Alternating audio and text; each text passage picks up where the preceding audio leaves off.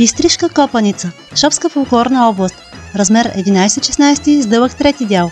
Броим 1, 2, 3, 4, 5.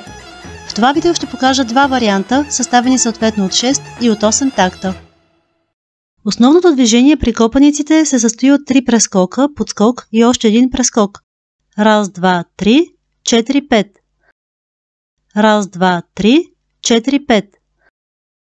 Вариант 1 на бистришката копаница започваме обърнати напред.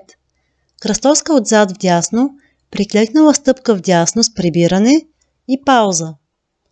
И десен ляв долу 4-5. Две кръстоски вляво, отзад и отпред. Ляв отзад ляв, отпред ляв. Обръщаме се надясно и правим едно основно движение с придвижване. Десен 2, 3, 4, 5.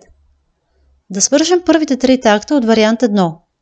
И 1, 2, 3, 4, 5. 2, 2, 3, 4, 5. 3, 2, 3, 4, 5. Още веднъж малко по-бързо.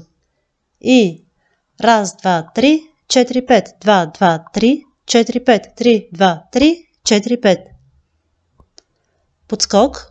Обръщаме се напред и правим 2 пъти прескок на биване.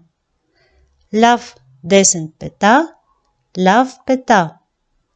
5 прескока, с които изпълняваме 2 кръстоски отзад, съответно вдясно и вляво. Десен 2, 3, 4, 5. Същото, но първо наляво, после вдясно. Ляв 2, 3, 4, 5. Да свържем вторите 3 такта от вариант 1.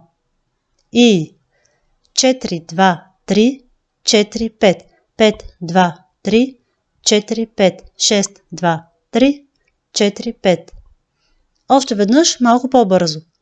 И 4, 2, 3, 4, 5. 5, 2, 3, 4, 5. 6, 2, 3, 4, 5. Да свържем цялото хоро. Вариант 1. 6 такта. И 1, 2, 3, 4, 5. 2, 2, 3, 4, 5. 3, 2, 3, 4, 5. 4, 2, 3, 4, 5. 5, 2, 3, 4, 5. 6, 2, 3, 4, 5. Вариант 2 на бистришката копаница започваме обърнати надясно. Пълната версия съдържа още вариант 2 на бистришка копаница, съставен от 8 такта, както и двата варианта с музика за по-лесно усвояване.